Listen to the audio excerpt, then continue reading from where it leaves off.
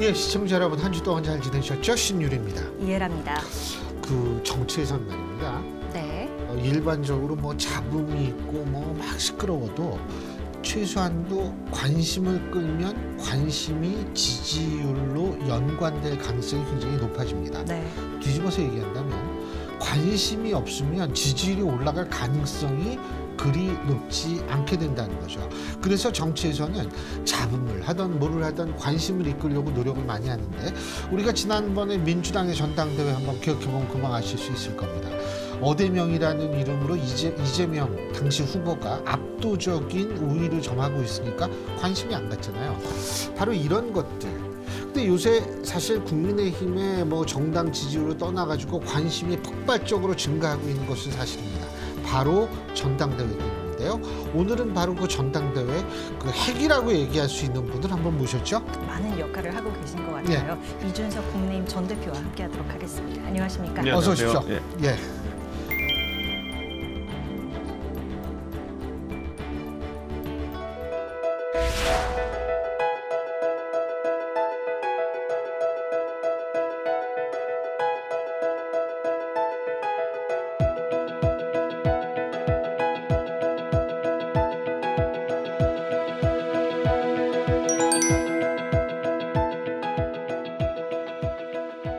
요새 전당대회 뭐 여러 가지 그런데 그 누가 그러더라고요. 이렇게 다양성이 폭발적으로 보여주는 것도 상당히 좋은 힘이다. 동의하십니까? 뭔가 아직까지 다양성의 절반도 등장하지 않은 것 같아요. 사실 보수라는 게 우리나라는 지금까지 반공보수, 애국보수 이런 쪽으로 이제 진화해왔던 보수들이 주류였는데, 제가 당대표 하면서 이제 다양한 색깔의 보수가 들어올 수 있도록 당원도 많이 모으고 했었죠. 그중에 예전에 이제 뭐 유승민 의원이 주구장창 얘기해오던 개혁 보수라는 분파도 있을 것이고, 지금 이제 젊은 세대 같은 경우에는 자유주의적 관점에서 이제 이야기하는 보수들이 많아졌거든요. 그래서 이제 그런 철학을 이야기하고, 예전 같으면 보수는 공포를 많이 이야기했어요. 우리 안 뽑으면은, 예를 들어 우리 안 뽑으면은 니네 망해, 뭐 이런 식의 협박류의 지지를 많이 호소했었거든요. 보수 안 뽑으면은 안보 문제가 생겨가지고 적화 통일되고, 보수 안 뽑으면은 경제가 폭망하고, 보수 교육감 안 뽑으면은 전교조가 득세해가지고 교육이 망하고, 뭐 이런 식의 선거를 했다 그러면은, 지금은 우리가 새로운 아젠다들을 세팅해가지고 자유주의적 보수가 태동하는 그런 시기를 좀 만들어 나가는 단계에 있다 이렇게 생각합니다. 지금 일종의 과도기다. 이제 자유주의 쪽, 리버럴 쪽으로 가는 데 있어서의 하나의 진통이다. 이렇게 보는 거죠. 그렇죠. 사실 뭐 저는 제가 그 미국에서 대학 다닐 때 보면은 항상 얘기하는 박정희 대통령을 보수로 분류해서 배운 적이 없어요. 네. 박정희 대통령은 보수 진영에서 대한민국에서 좋아하는 지도자지, 박정희 대통령의 핵심 정책들 같은 경우에는 국가 주도형의 정책들이 많았던 것이고, 경제 개발을 국가가 주도해서 한다? 이거는 소위 말하는 오히려 사회주의 국가에서 많이 나타나는 패턴인데, 그렇죠. 그러니까 국가주의이고, 거기에 더해서 복지제도 같은 것들. 박정희 대통령 시기에 보면은 뭐 건강보험도 이제 초기에 도입하고, 거기에 산재보험 같은 것도 도입하고, 이런 것들은 다 사실 복지 아젠다인데, 이런 걸 종합해서 박정희 대통령을 좋은 지도자로 추앙한다는 것은 사실 보수가 상당한 모순을 철학적으로 안고 가는 거거든요. 그러니까 그런 지점이 사실 이제 활발히 논의되겠죠. 이 모순을 극복하기 위한 철학적 가치관의 정립. 지금 전대에서도 굉장히 그러한 역할들을 좀 새로운 역할들을 해주실 거라고 생각을 하고 있는데요. 어떻게 판세 어떻게 보세요? 지금 저희 지난주에 천하람 후보도 다녀갔는데 네. 2위 싸움 굉장히 치열할 것으로 보십니까? 이미 보세요? 제가 봤을 때는 이번 선거를 뭐 사실 좋은 의도를 가지고 한 건 아닌 것 같은데, 당원 100%로 가기 시작하면서 이거는 당원을 모았던 사람들끼리의 경쟁입니다. 그러니까 대통령 선거를 앞두고 당원을 모았던, 조직을 모았던 소위 윤석열 대통령의 핵심 관계자들, 윤핵관들과, 그리고 당대표가 되어가지고 아까 말했던 자유주의 보수의 태동을 위해 가지고 젊은 사람들을 많이 가입시켰던, 결국에는 그 이준석을 위시로 한 개혁보수 세력의 대결인 것이지, 사실 안철수 후보는 제가 뭐 비하적으로 표현하는 게 아니라 매번 그냥 대중적 인지도가 높은 편이기 때문에 어떤 세력에 대한 실망이 있으면은 반대급부로 한번 지지율이 치고 올라갔다가 선거가 장기화되면 빠지는 형태의 선거 패턴을 보이거든요. 사실 안철수 후보가 지금까지 정치 데뷔한 후에 모든 선거에 다 출마했습니다. 당내든 아니면 공직선거든지 간에 빠지지 않고 그때마다 패턴이 지방선거는 안 나가지 않았나요? 지방선거도 서울시장 많이 나갔습니다. 그랬죠 예전에. 그러니까 항상 맞아요. 이렇게 됩니다. 항상 이렇게 치고 올라갔다가 쭉 떨어집니다. 근데 그게 왜 그러냐면은 안정적이고 고정적인 지지층보다는 그렇게 좀 반대급부로 지지하는 지지층들이 많이 몰리는 시기가 있거든요. 그래서 저는 안철수 후보 지금 그 조정기를 겪고 있다고 봅니다. 지금 이준석 대표를 중심으로 하는 개혁 세력 이렇게 표현하셨는데 지금 이 대표가 영향을 미칠 수 있는 전체 당원 한 몇 %라고 대략 본인이 평가할 때 이렇게 보시면 될 것 같아요. 그러니까 이거에 대해서 수치에 대해서 많은 분들이 궁금해하시는데 제가 있을 때 27만에서 이제 한 78만까지 갔었거든요. 네, 지금 84만이라고 그러더라고요. 네, 그런데 그렇게 하면은 그것도 선거인단이 더해서 당원 수는 별 차이 없어요. 제가 그만둘 때랑 비해서. 그런데 그 한 50만 명이 늘어난 거 아닙니까? 그 중에 40% 정도가 온라인으로 당원 가입을 했습니다. 그럼 온라인 당원 가입은 어르신들이 했다는 얘기는 아니거든요. 그렇죠. 네, 모바일로 이렇게 핸드폰 켜가지고 이렇게 하고 해야 되는데 보통 어르신들은 구의원이나 시의원들이 가가지고 종이로 입당원서를 가져오는 경우가 많으니까 그러니까 실제로 40% 정도는 그중에 물론 다는 아니겠지만은 상당한 개혁 성향과 자발성을 가지고 들어온 사람들이다. 그렇게 생각합니다. 저는. 당시에 20만 명 정도가 그러니까 책임당원으로 가입을 온라인으로 했다 이 말씀을 하신 것 같고. 그 지금 뭐 전당대회 얘기입니다만 그것과 연관돼 있는 부분이라는 생각도 분명히 하는데 그 사실 그 뭐 대통령의 뭐 이 잘 아는 사람들 어떻게 표현해야 될지 모르겠지만 그런 분이 뭐 탈당설도 예전에 한번 얘기했다가 물론 굉장한 논란을 일으켜서 본인이 좀 거둬들이는 그런 부분도 있었고 그리고 뭐 신당 창당설도 들어보셨죠? 예. 어떻게 보세요, 이 대표께서는? 이런 거죠. 정치를 이제 봤을 때는 사실 정치에 있어가지고 저도 정치를 하면서 어떤 정치를 할까 고민 많이 하거든요. 사실 우리 사회에 지금 정치로 저명하신 분들 보면은 그 중에 정치적인 전략 전술을 주 업무로 삼고 계신 분도 있죠. 그 정책을 주 업무로 삼고 계신 분도 있죠. 그리고 뭐 여러 가지가 있겠지만은 그거는 말 그대로 아까 말했던 정치 기술자들의 영역입니다. 정치적으로 뭐 정계 개편이라는 걸 항상 시도하면서 그 과정에서 본인의 존재감을 이렇게 이제 드러내 보이려고 하는 사람들. 어떨 땐 창당 기술자라고 얘기하기도 하고 이런 분 있는데 할 줄 아는 게 아니면 가장 잘하는 게 그거인 분들이 있어요. 그러다 보니까 매 시즌마다 이런 얘기를 하시는 건데 창당을 위해서는 상당한 명분이 필요한 것이거든요. 그런데 예를 들어서 가장 성공적으로 단기 창당을 했던 사례로 우리가 보는 것이 노무현 대통령의 열린우리당 창당인데 열린우리당 창당 자체가 성공이었던 게 아니에요. 열린우리당 창당해놓고 보니까 잔류민주당 세력과 한나라당이 갑자기 탄핵을 걸면서 그에 대한 역풍으로 열린우리당이 뜬 것이지 사실 열린우리당을 창당하는 명분이나 아니면은 그런 어떤 준비는 어설펐거든요. 사실 대통령이 자신을 뽑아준 여당을 버리고 나가가지고 창당한다는 게 어떤 상황에서도 정당화가 안 되는 거거든요. 그렇기 때문에 이번에도 아마 그런 얘기를 하신 분은 열린우리당 창당을 염두에 두고 하신 것 같은데 그건 말이 안 되는 얘기입니다. 그 길을 걷겠다는 거는 스스로 이제 사지로 들어가는 거거든요. 그 창당할 명분이라고 말씀하셨는데요. 대통령 말고 이제 윤핵관이라는 말씀을 또 만들어 주셨으니까 만약에 그럼 천하람 후보가 당대표가 된다면 이거는 그들한테 창당할 명분이 되나요? 바로 그거 자체가 명분이 되지 않겠죠. 근데 끝없이 이제 속된 말로 시비를 걸겠죠. 잘 생각해 보시면은 대한민국에 우리가 예전에 청와대가 있을 땐 당청 관계라는 얘기를 하고 당청 갈등이라는 얘기를 가끔 했었는데 당청 갈등은 대부분 청와대에서 시비를 걸었습니다. 당이 대통령한테 먼저 시비 걸기 힘들어요, 그거는. 자, 그래서 예를 들어 예전에 보면은 박근혜 대통령 시절에 뭐 유승민 원내대표, 김무성 대표와의 갈등 등이 있었을 텐데 그때 보시면요. 처음에 유승민 원내대표와의 갈등이라는 거는 원내대표 연설에서 증세 없는 복지는 허구입니다 그랬어요. 근데 이거는 내용적으로 틀린 얘기는 없거든요. 증세가 돼야지 복지를 할 수 있죠. 그런데 이거에 기분이 나쁘다 그래가지고 그때부터 이제 배신자 이러고 한 거거든요. 그러니까 처음에 공격은 먼저 청와대에서 때릴 수밖에 없는 구조예요. 나중에 김무성 대표가 그러면은 소위 말하는 도장론 사태라는 게 나왔을 때 그것도 시발점 뭐였느냐. 유승민을 죽이고 공천에서 죽이고 내가 좋아하는 유영하는 공천에 넣어라 이거였거든요.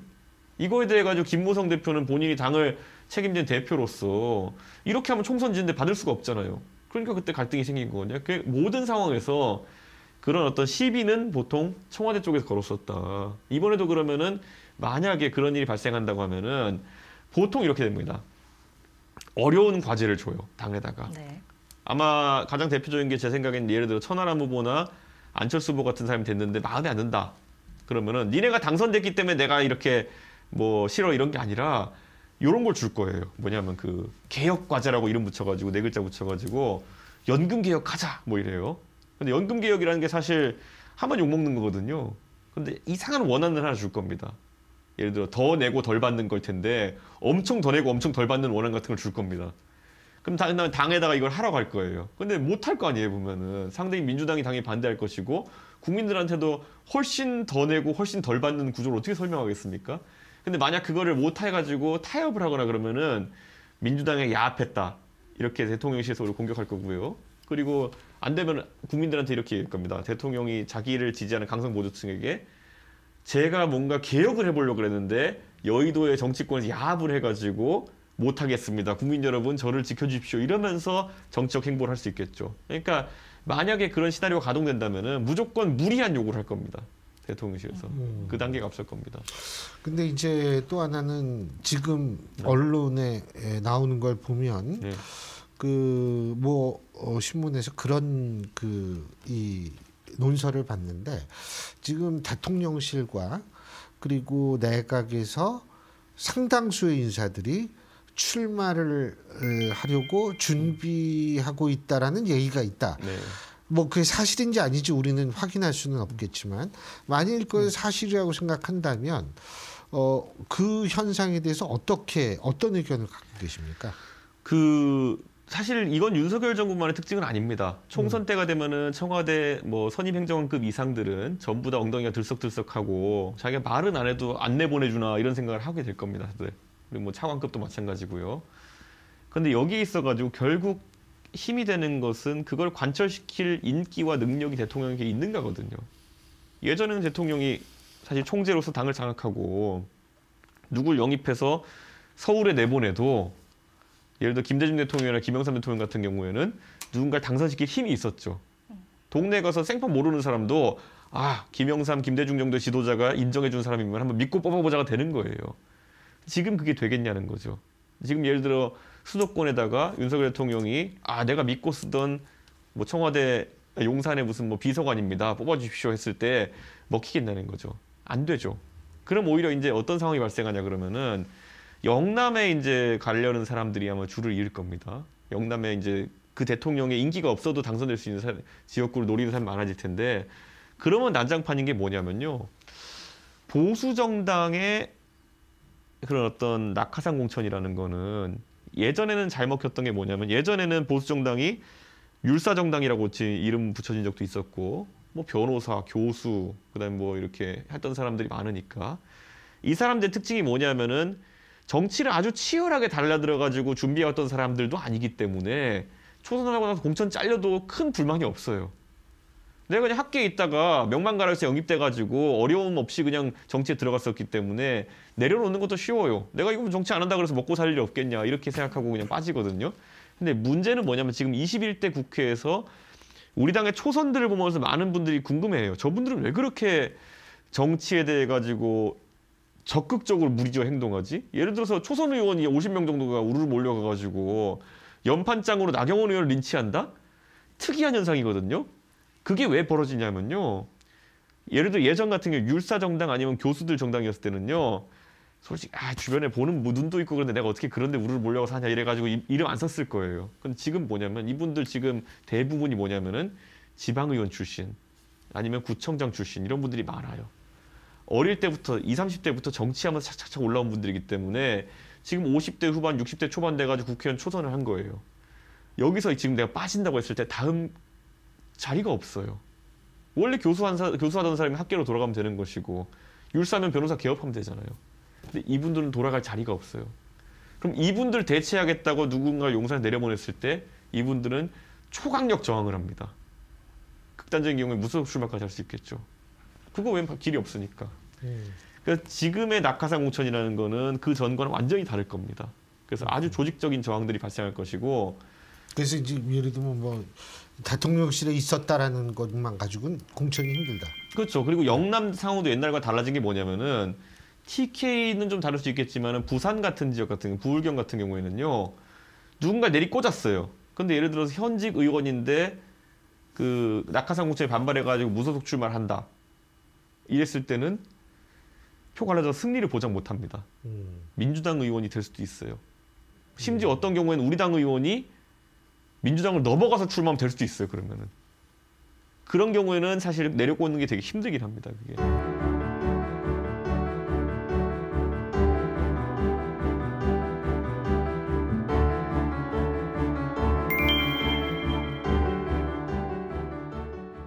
어제 다른 언론에서 그 한동훈 장관 얘기를 하셨더라고요. 근데 제 기억으로는 한 장관이 첫째 출마를 한다면 이 대표 입장에서는 저 춘천으로 출마를 하는 것이 좋을 것 같다. 둘째, 그것보다는 젊은 총리를 하는 것이 낫다. 자, 제가 여쭤보고 싶은 게 총선 출마보다 총리가 낫다라고 말씀하신 이유가 뭐예요? 우선 이렇게 보시면 될 것 같아요. 한동훈 장관의 이력을 잘 살펴보시면요. 의외로 황교안 대표와 겹치는 게 굉장히 많습니다. 상대적으로 그 내각에서 젊은 법무부 장관이었고요. 초기에 사실 그 정권의 얼굴 비슷한 역할을 하다가 그 다음에 이제 어떤 경로를 밟느냐인데 사실 황교안 대표는 장관 지내시다가 이제 총리를 하셨죠. 그 다음에 이제 그럼 대권 주자의 반열에 서신 거잖아요. 국회의원 한 번도 하신 적이 없지만은. 그러니까 그 길도 있어요. 근데 지금 예를 들어 한동훈 장관 같은 경우에는 총선에 만약에 출마하게 된다면은 아마 이 정권을 상징하는 얼굴 역할로 총선에 돌입하게 될 가능성이 높습니다. 근데 이번 총선을 냉정하게 놓고 보면은 모르겠습니다. 윤석열 정부에 대해 가지고 굉장히 지금 뭐 긍정적으로 보시고 낙관적으로 보시는 분들은 다른 생각할 수 있겠지만은 저는 수도권 선거를 이기기 어려운 상황으로 가고 있다 이런 생각이 듭니다. 이유는요? 그냥 인기 안 좋아요 지금 수도권에서. 좋아할 이유가 없어요 딱히. 그러니까 제가 봤을 때는. 그렇기 때문에 그러면은 여기서 또 마찬가지 황교안 대표의 사례를 보셔야 되는 게 황교안 대표가 총리하시고 대통령 권한대행까지 하실 때 잘 나갔는데 그다음 너무 성급하게 전당대회에서 당대표를 맡으신 거예요 제가 봤을 때는. 만약 그 과정이 없었으면은 그래서 총선을 지휘하는 역할 또는 공천을 해서 사람을 모아야 되는 역할이 아니라 그냥 순탄하게 가셨으면은 지금 황교안 대표가 이번 대선 앞두고 대선 후보로 부각됐을지도 모르겠어요. 근데 그때 누가 봐도 탄핵 이후에 정말 어려운 총선에서 본인이 지휘봉을 무리하게 맡으면서 180석을 내준 대표로 기억이 되는 거거든요. 그러니까 저는 지금 한동훈 장관도 그 딜레마가 있는 거예요. 본인이 빨리 가야겠다는 생각도 할 수 있겠지만은 다음 총선이 자기가 그러면 판을 뒤집을 정도의 자기가 묘책이 있느냐. 그게 아니면은 패장의 역할을 멍해를 뒤집었을 가능성이 높다는 거예요. 그거는 젊고 상품 경쟁력이 있는 한동훈 장관 입장에서는 굳이 감내해야 될 리스크가 아닙니다.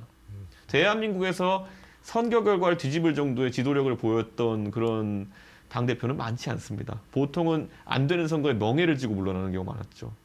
근데 그렇게 되면 다음 기회가 있기 쉽지 않습니다. 지금 윤 대통령 지지율 수도권에서 별로 안 좋아서 이기기 쉽지 않다라고 말씀하셨는데 왜 인기가 높지 않다라고 보시죠? 이런 거예요. 그러니까 이렇게 보시면 돼요. 그 수도권 선거의 승리를 위해 가지고는 저희가 강남 지역에서는 저희가 어쨌든 의석이 나오는데 강북이 안 나오거든요. 강북과 경기도의 그런 어떤 강남스럽지 않은 지역, 분당이 아닌 지역 이런 곳은 안 나오거든요. 지금 이제 기억이 한 2년 전으로 되돌아가 보시면요. 제가 윤석열 대통령을 처음 공식적인 자리에서 만났을 때 어디서 보자고 했냐면 건대 입구였어요. 왜요? 건대 입구에서. 그래서 어떤 공간에서 만났었냐면은 그 치킨집인데 생맥주. 생맥주 하면서 밖에 완전히 트인 공간에서 유리창으로 보이는 공간에서 제가 일부러 그 회동을 하자고 했었어요. 왜냐면은 제가 그 전에 사석에서 윤석열 대통령 한번 본 적이 있었거든요. 그런 거예요. 그러니까 윤석열 대통령은 연희동 출신이긴 하지만은 제가 처음 보고 윤석열 대통령 깜짝 놀란 건 뭐냐면은 너무 강남스러워요. 강남에 대한 부정적 이미지를 얘기하려는 게 아니라요. 저도 강북 출신이지만은 강북 사람들이 봤을 때 우리랑 다르다라는 느낌이 드는 지점이 좀 있어요. 그거는 그냥 좋다 나쁘다의 문제가 아니에요. 그러니까 이질적인 존재로 느껴질 수 있는 지점이 있어가지고 저는 그 고민 많이 했어요. 어떻게 저 물을 빼느냐. 그 이미지 안에 보면은 왠지 이런 탁 트인 공간에 사람들과 어울려가지고 이렇게 밥 먹고 술 먹지 않았을 것 같은 느낌도 있고 뭔가 어느 순간 이후로는 그 강북 사람들이 하는 지하철 타고 출퇴근하는 고민도 안 해봤을 것 같고 뭐 이런 의미가 투영돼 있거든요. 제가 한동훈 장관한테 그래가지고 춘천이나 아니면 전 춘천에 초등학교 나온 줄 알았는데 그게 아니라 청주에서 나왔더라고요. 그러면 자기가 태어난 춘천이나 청주 같은 연고가 있는 곳에 출마할 수 있는 게 행운이라고 얘기했던 게 뭐냐면은 그러면은 그 물을 뺄 수가 있어요. 그렇게 한번 출마를 하고 나면은 강남 사람이라는 인식으로 만약 한동훈 장관이 이번에 총선에 뛰어들어가지고 강남 서초에 출마해가지고 한번 그 이미지가 바뀌게 되면요 물 빼기 쉽지 않습니다. 왜냐하면 수도권으로 지역구로 옮기는 건 쉽지 않거든요. 그럼 한번 강남 출마하면 계속 강남 출마해야 돼요. 근데 그게 영향을 준다는 거죠. 그렇게 정치한 데 있어가지고 좀 긴 텀을 놓고 보면은 처음에 출마한 지역구를 잘 골라야 되는 것도 있었어요. 저도 한번 보세요. 저도 제가 처음에 정치 시작했을 때 박근혜 대통령 비대위원하고 이랬을 때 제가 뭐 서울과고 출신에 하버드 유학 갔다고 이러니까 많은 사람들이 저를 강남 스타일이라 생각했던 사람들이 되게 많아요. 근데 제가 2016년부터 국회의원 출마하면서 지역구가 노원병, 제 고향이다라고 선언한 뒤부터 그 사람에 대한 이미지가 조금씩 바뀌기 시작하는 거거든요, 보면은. 근데 그런 거 하나하나가 굉장히 중요합니다. 그래서 저는 그런 지점까지 고민해가지고 한동훈 장관 정치 참여해야 된다고 생각하고 윤석열 정부는 반대로 지금 보면은 그런 소구력이 굉장히 부족해요. 예를 들어 이런 거죠. 예를 들어 서울시 노원구 상계동에는 노회찬 의원 옛날에 상계동에 출마하셨던 이유가 뭐냐면 노원병에 출마하셨던 이유가 뭐냐면요. 굉장히 많은 노조원이 살고 있어요.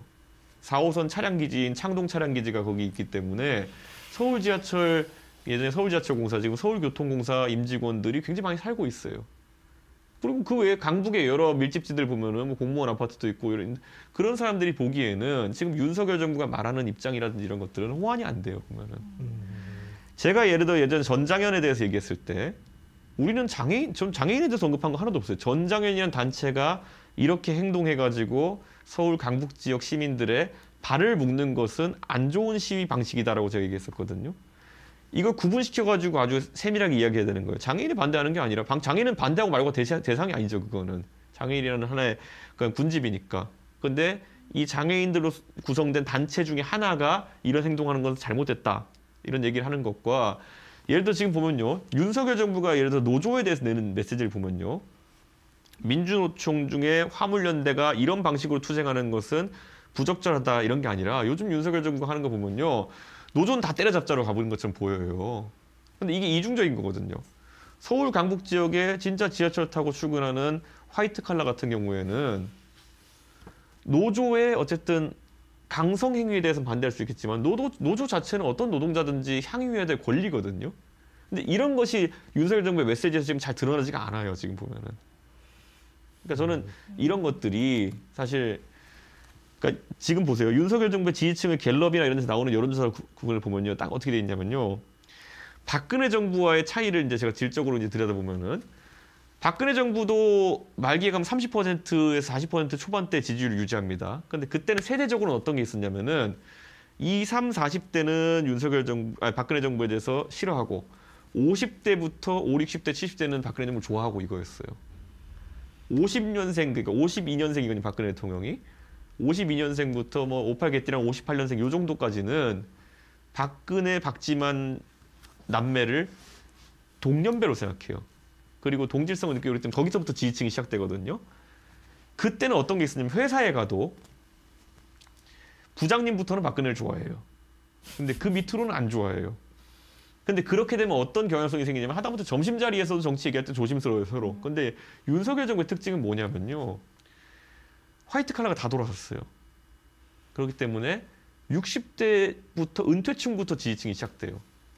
그래서 저도 이제 제 친구들이 이제 30대 후반, 40대 초반 이렇게 가지 않습니까? 그럼 이들이 이제 중간 관리자급인데 예. 저한테 박근혜 때와 뭐가 다르냐? 당신들이 말단 직원이었을 때 지금 뭐가 다르냐 해보면은 지금은 식사 자리에서 점심 시간에도 정치 이야기를 해도 이견이 별로 없다는 거예요. 예. 주임부터 부장까지 다 싫어한다는 거예요. 지금 보면은. 이건 굉장히 심각한 거예요. 보면은. 지금 보면은 그래서 그 갤럽의 그 지지층 조사를 보면요. 직군별로 돼 있거든요.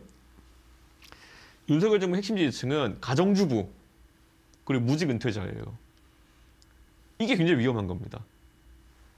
가정주부와 무직 은퇴자의 특징은 뭐냐면은 밖에 돌아다니면서 이렇게 사람 많이 만나기보다는 결국 종편과 유튜브로 많이 정보를 접하는 거거든요. 그 상황이 지금 온 거예요. 밖에 다니면서 실제로 사업을 영위하고 그다음에 또 회사에 나가고 이런 사람들 사이에는 거의 담론이 통일돼 있어요. 그냥 싫어요, 그냥 지금. 그러니까 여론이 바뀔 가능성이 없는 거예요, 거기는. 부장님 눈치도 안 봐요, 이제 보면 같이 욕해요. 그러니까 저는 이게 굉장히 수도권에서 위험한 지점이다. 근데 이제 아마 여권 일각에서는 네. 이재명 대표의 사법 리스크와 총선과의 관계를 주목을 하고 있는 것 같아요. 네. 그 이재명 대표에 대한 사법 리스크가 총선에 일정 부분 영향을 미칠 수 있다라고 보십니까? 자, 그러면 이제 여기서 이걸 또 봐야 되는 게 뭐냐면은 저는 제가 굳이 정치 일정을 놓고 봤을 때 꼭 여당에게 유리하게만 동작하지 않을 수 있다 이렇게 보는 게 이재명 대표에게 여러 가지 이제 그 거의 백화점식으로 이제 기소를 하겠죠. 그러면 지금 이미 기소가 된 게 뭐냐면은 공직선거법상 허위사실 유포에 대한 게 하나 들어가 있죠. 그건 이제 재판 중이죠. 예, 재판 중이죠. 그리고 그 다음에 이제 대장동, 그 다음에 성남 FC 뭐 이렇게 있고 또 있겠죠. 자, 우리가 지금까지 이런 재판들 판례를 봤을 때 공직선거법상 허위사실 유포 정도만 강행 규정이 있어가지고 빨리 재판할 거예요. 기소해놔도 나머지 대장동이나 아니면 성남 FC 같은 경우에는 1심까지 2년, 3년입니다. 그러면 총선 앞두고 어떤 리스크가 있냐면요. 제가 봤을 땐 그 허위사실 유포, 공직선거법상 허위사실 유포에 관한 건이 중형을 받거나 아니면 유죄를 받기 되게 어려운 건이에요. 왜냐하면 예전에 이재명 지사가 한번 그 풀려났던 건도 있고, 그 무죄 받았던 건도 있고, 그리고 사실 이 건은 정치적으로 리스크가 큰 게 뭐냐면은 만약 여기서 100만 원 이상 벌금이 나오게 되면은 민주당이 400억을 토해내야 되는 상황이에요. 총선을 앞두고 그런 판단을 내리기가 사법부 쪽이 쉽지 않을 거예요. 아무리 사법부가 법리대로만 판단한다 하더라도. 그렇다면은 근데 1심 빨리 나와야 되거든요. 공직선거법에 있는 재판들은 6개월이죠. 6개월인데 뭐 아무리 늦어도 1년 안에 나와야 될 거 아닙니까? 그렇죠. 그럼 여기 1심은 무조건 선거 전에 나와요. 근데 이거는 그러니까 아까 말했던 것처럼 오히려 무죄 가능성이 높다고 좀 보는 거죠. 그럼 한번 생각해 보세요. 총선을 앞두고 백화점식 기소해놨는데 뒤에 건 늦어지고 그리고 늦추려면 늦출 수 있고요. 이재명 대표 측에서도 앞에 거는 덜렁 무죄 나와버려요. 그럼 그게 선거에 어떤 영향을 미칠까요? 이재명 후보 쪽에서는 큰 확성기로 이거 무리한 기소였다 전부 다 이렇게 할 텐데 뒤에 건 결과는 오히려 이재명 대표에게 별로 좋지 않게 나올 가능성이 높다 보는데 앞에 거만 결과 나온 상태에서 총선을 돌입하는 상황이 생길 수도 있어요. 그런 게 이제 리스크라는 거죠. 그래서 저는 사실 왜 기소를 이런 순서로 진행되는지도 만약에 진짜 검찰이 당연히 그러지 않았겠지만은 정무적인 판단을 한다면 왜 이렇게 기소했는지 저는 잘 모르겠어요. 제가 기억하기로 이제 저 대학교 때 처음에 이제 박근혜 퀴즈라고 나오신 게 2011년 그 정도였던 것 같은데 그때는 지금보다 더 뽀송하신 모습으로 나오셨던 걸로 기억을 합니다. 근데 이제는 뭐 그걸 넘어서 이제 그냥 이준석이라는 브랜드라고 볼 수도 있을 것 같은데요. 정치인으로서의 최종 꿈이 있다면 어떤 것일까? 궁금했습니다. 저는 이렇게 생각해요. 그러니까 당대표가 된 사람들은 항상 뭐 웬만하면 대선 주자고는 분류가 됩니다. 그런데 제가 이런 생각했던 게 뭐냐면은 오히려 대통령제나 이런 것들의 끝이 와가는 게 아닌가라는 생각을 해요. 네, 지금 이제 권력 구조가 바뀌어야 된다. 저는 권력 구조가 바뀌는 시기에 오지 않을까 이런 생각을 하고 사실 저는 이것이 뭐 내각제냐 이런 거 문제 이전에 조금은 더 삼권 분립보다 좀 더 세분화된 분립이 필요할 수 있겠다는 생각을 하게 돼요.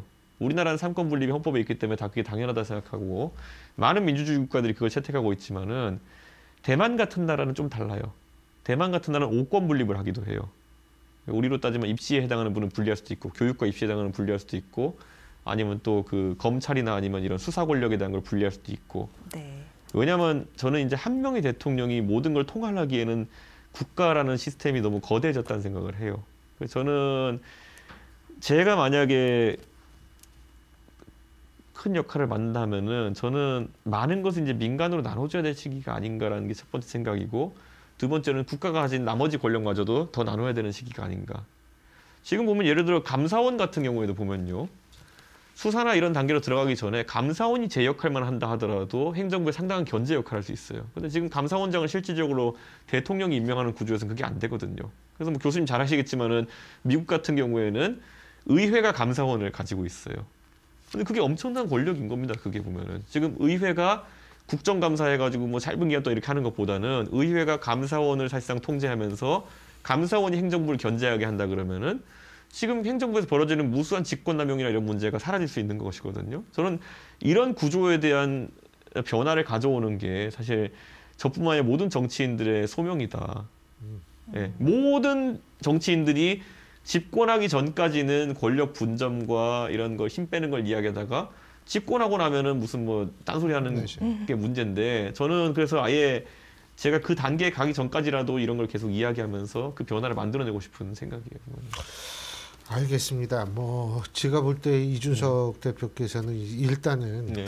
보수뿐만 아니라 한국 정치에 있어서 굉장한 사실 센세이션을 일으키시면서 이제 그때 기억나는 게 뭐냐면 당대표 네. TV SBS 그 네. TV 토론에서 제가 이제 사회를 보면서 그때 야, 이 진짜 여기는 많이 다르구나라는 생각을 이 대표를 통해서 우리가 네. 알 수가 있었거든요. 네. 이번에 이제 전당대회도 얼마 남지 네. 않았고 지금 굉장히 역할하고 있다라는 네. 분석도 많은데 네. 그런 변화가 없는 정치는 사실 안 좋은 정치죠. 그런 역할을 많이 좀 기대해 보겠습니다. 예. 오늘 말씀 잘 들었습니다. 감사합니다. 고맙습니다. 감사합니다. 오늘 이준석 전 대표와 함께 저희가 쭉 얘기를 하면서 여러 가지 생각을 해보게 됩니다. 권력을 나눠야 된다는 건 굉장히 중요합니다. 권력은 나눠야 하는데 문제는 지금 우리가 살고 있는 권력 구조가 나뉜 권력 속에 살고 있는가, 이런 부분부터 저희가 한번 생각해 봐야겠다는 그런 생각을 해보게 됩니다. 네, 귀중한 시간이었고요. 저희는 다음 이 시간에 인사드리겠습니다. 함께해 주신 여러분 고맙습니다. 고맙습니다.